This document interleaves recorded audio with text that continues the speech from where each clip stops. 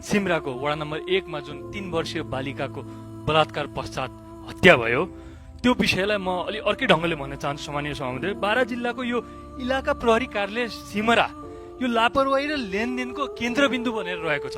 मैले पटक पटक यो विषय उठाएको छु। मैले त्यहाँ केसिनोमा नि यसरी नेपालीहरू खुलेआम गइरहेको विषय उठाएको छु।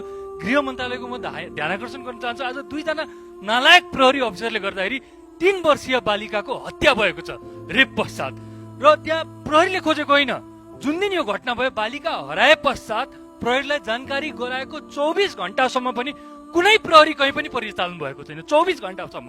जब छिमेकीले 72 घण्टा पश्चात थाहा पाए कि यहाँ सबको गन्ध आइरहेछ, त्यसपछि प्रहरीको कुकुर सबै गएका छन्। भनेपछि ती प्रहरी अफिसरहरूलाई, त्यो इलाकाका प्रहरी अफिसरहरूलाई तानेर हुन्छ कि कारबाही गरेर हुन्छ कि प्रहरीको एक्सन लग थाहा हुनु पर्यो। 1 घण्टामा प्रहरीले के गर्यो, 2 घण्टामा के गर्यो, 6 घण्टामा के गर्यो, 12 घण्टामा के गर्यो, ताकि आइन्दा यस्ता घटनाहरू हुँदै गर्दाखेरि प्रहरीले सबै कुरा थाहा पाएपछि चाहिँ आफ्ना जनशक्ति पठाएर हामी अनुसन्धान गर्दैछौँ नबनुन्। एकजना बालिकाको के गल्ती थियो? न उसले सरकार चिन्छ, न उसले पार्टी चिन्छ, न उसले प्रहरी चिन्छ। उसले के चिन्छ भने आफ्नी आमालाई चिन्छन्, उनले आफ्नो आँगनलाई चिन्छन्, आफ्नो छिमेकीलाई चिन्छन्। ती बालिका आज घर आएकी छिन्।